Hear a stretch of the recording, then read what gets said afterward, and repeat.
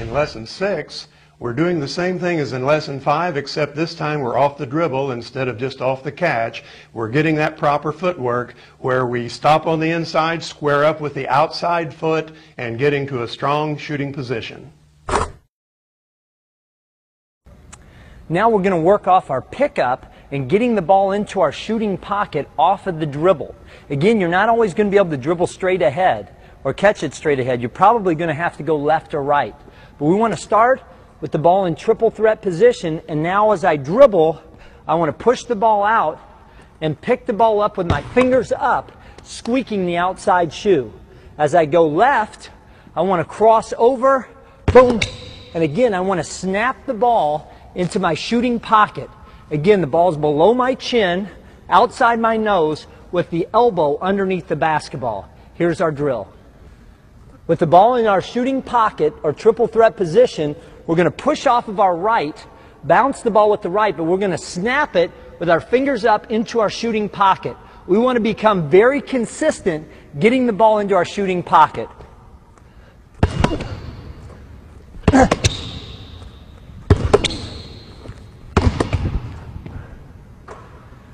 Being able to get the ball into our shooting pocket quickly is a key to getting your shot off. People talk about a quick release, but as much as what they're really saying is getting the ball to your shooting pocket quickly. Now all you have to do is push up with your elbow and reach to the basket. The next part of our shooting progression is shooting off the dribble. So off the bounce, the footwork is exactly the same as off the catch, okay? Except you're dribbling the ball and then you rip it to your shooting pocket, left, right. One very important point is getting your rhythm into your shot off the dribble. So what I want to do is pound the ball so I can elevate into my jumper. Boom, 1, 2.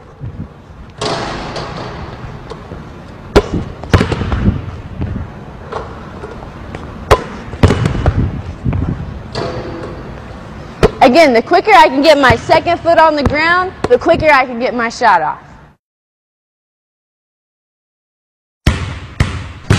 Lesson 7 in our shooting series has you cutting off by yourself or off of a screen and getting into the lane and still being able to get your feet set to square up and shoot the shot properly.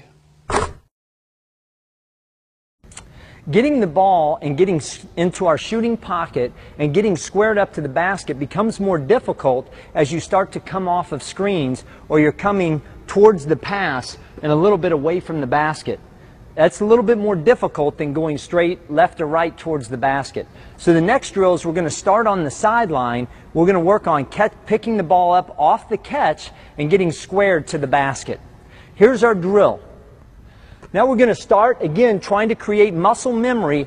We're getting the ball in our shooting pocket or triple threat position. Now I'm going to spin the ball out and I'm going to step with my left foot. As I step with my left foot, I'm going to slightly turn it to the basket. This gets me square to the basket. So as I step, I'm going to turn my left foot, lock it into triple threat, and I've got to make sure I bring my right foot around. A common mistake for right-handed shooters is they don't get the right foot around, so therefore they're not square to the basket, and it makes a more difficult shot. We're going to make 10. Here's what it looks like. Spin it out, lock, lift, make 10.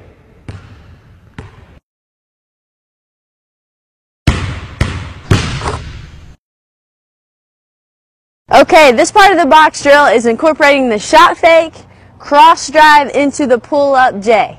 Okay, so we're going to start on the block, throw the ball out, jump stop, shot fake. Now I'm going to attack his high foot, and my shoulder is going to be at his hip. It's important to stay low when you're going by someone. Get the ball by the defender, he recovers, hit the J.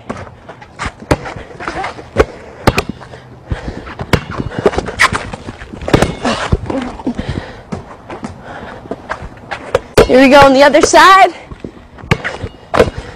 Shot fake.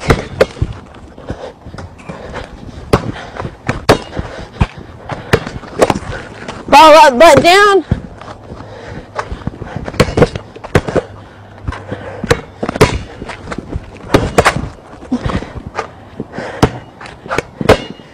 hitting the jump shot and having a great mid-range game is so important to be a great basketball player.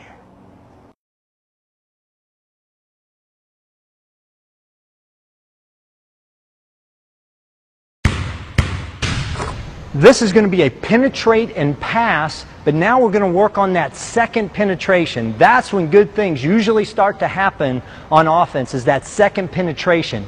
As we work on this penetrate and pass drill, talking about the footwork on the pass, either the quick pass or the jump stop, pivot and pass, now the person that receives the ball is going to take one dribble into their jump shot.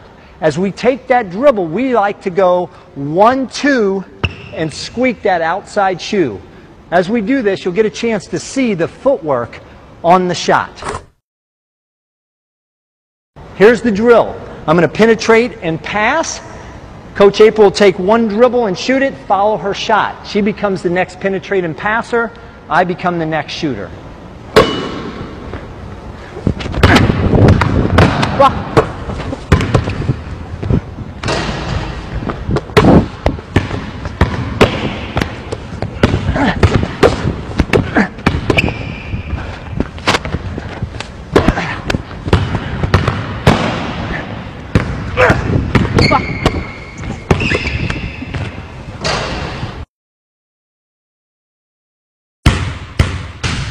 We're going to work on penetrate and pass from the wing area into the post area. Now this is really important for the post player to not just stand on penetration. If the post player stands, one defender can guard both the post player and the penetration. So what we want to do is to work on our footwork by the post player, either coming up high on a baseline drive or going and shaping up to the corner on a middle drive. As we do this, we're going to do it for a competition. First player to make 5 shots will win. Now, if the player on the wing drives to the baseline, Coach April is going to get up into that area just above the lane. So to help the defender, if he helps or she helps, I've got a passing angle to my post player who's able to get a shot off. Now, similarly, if the penetration goes middle, Coach April is going to shape up into this area in the short corner area. Now I have a passing lane, person to pass to, and she also makes herself open for the shot. Here's the drill. Coach April has got to read which way I drive and shape up accordingly. Here we go. I follow the shot, I throw it to Coach April.